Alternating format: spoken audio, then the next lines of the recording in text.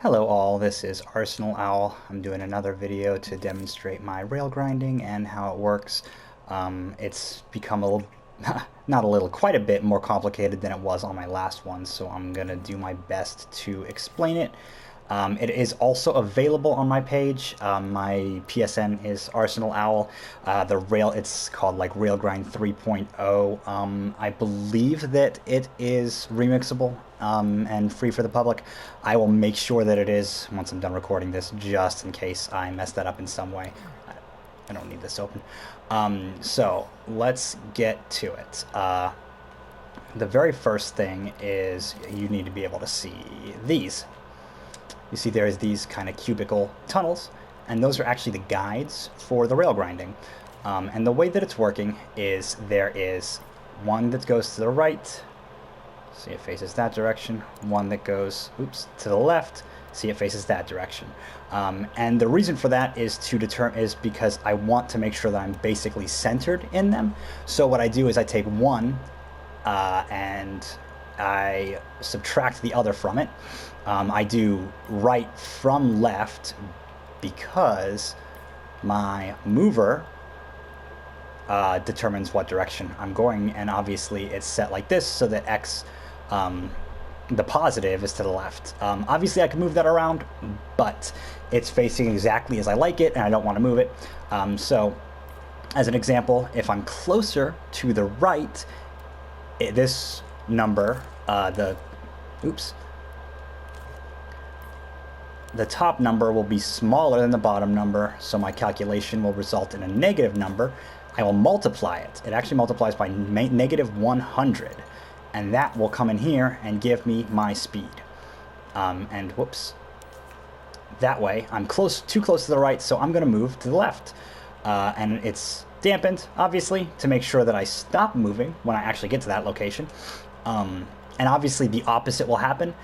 If the top number is larger, because I'm further from the right side than the left, I'm too close to the left, then it will come through this and actually give me a negative number, and of course I'll move in the opposite direction. And that's what keeps me positioned the way that I need to be. The follower is what basically moves me. It's easy enough. It's set to follow the tag rail end, and that there is a tag called rail end at both ends of every rail that I'm using. It's got a specific speed, and it's set to dampen to make sure that he doesn't move in any other direction besides the one that he's supposed to be going.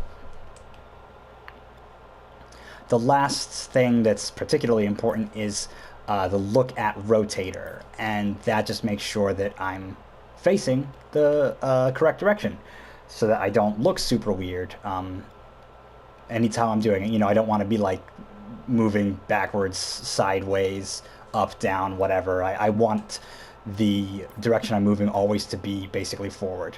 And I've got a couple of extras in here. You've got grade and effects. That gives me, it's giving me a motion blur in this situation. You've got a rumbler. Obviously, I want my thing to rumble.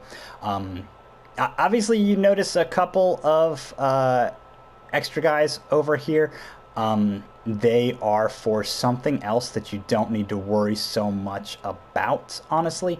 I have it set, if you've seen my other videos with these guys, my little dude spray paints, and those are for that. It's so that I can spray paint while I'm grinding on the rail. I'm not worried about that right now. Although one of these, that one, determines my pose, so it makes me look like this.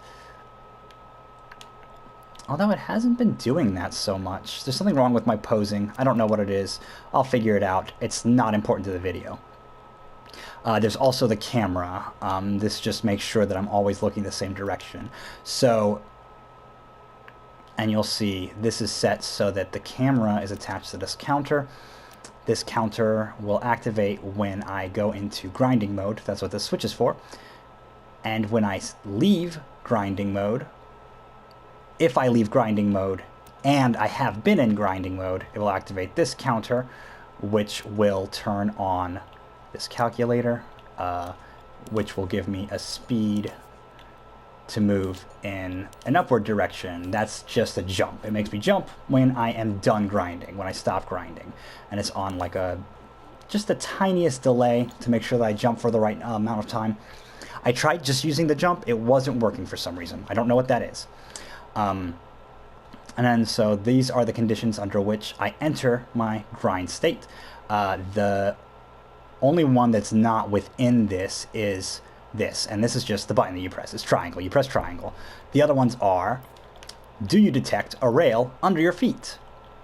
And do you detect the tunnel on the left? And do you detect the tunnel on the right? So it needs to meet all those conditions. I need to be inside of the tunnel, and I need to have a rail under my feet. Otherwise, he will not try to grind. So, oh, there's also, of course, a sound effect. That's, you know, obviously you need that. I have this one which detects the rail end. That is there so that when I hit the end, I stop trying to grind instead of just sitting at the end of the rail in the pose, which is no fun. So all of this together ends up looking like you can grind on this, but there's things missing from it, so don't worry too much about it. It ends up looking like that. Oops. Oh, you're not really supposed to be skating in here. So that's cool. So the other thing is, though,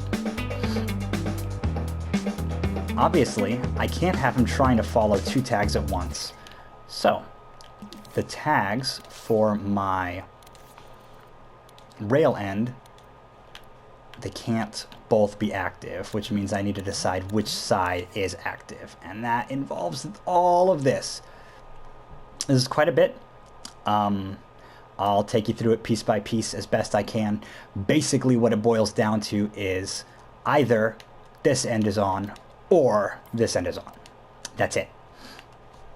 The reason there's so much here is because at first I had it just these two laser scopes. They'll determine the distance, and then if the distance to this is greater than the distance to this, then that means I need to go towards that end. Except that's not always how it works, because I don't always start grinding at the beginning of the rail. Sometimes I start in the middle, sometimes I hit it at the end, but I'm still going that direction. So I had this additional one, and that is front and back. Both of these also aim at the player. An important thing about them is they are in the same location, both of these laser scopes, and they are attuned to look at these two cylinders. One is set to one label, in this case I'm using target, and the other is set to another label, in this case I'm using missile. Obviously you can use whatever are free, not needed, and other things, it doesn't really matter. So basically, if the front is closer than the back, then that means that I should be moving in the direction that you'd expect. So if I'm further from this end than that end, and the